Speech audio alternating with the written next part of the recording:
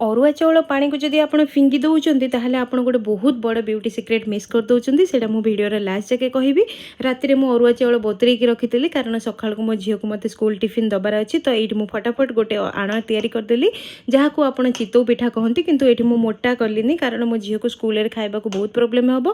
बार जेहेतु थिला मु आज टिके अंडा आलू भुजिया करदेली आउ यही होप्रे टिफिन टाक रेडी कली जमी से भल से टिफिन फिनिश करके आसब। ये मो झील रेडी होगी तार टिफिन पुरई देला तापर मते कहला मम्मी आज टिके चिंगुड़ी नहीं आसीबो तो मु फटाफट सब काम सारिके पळेली चिंगुड़ी आनिबा पई।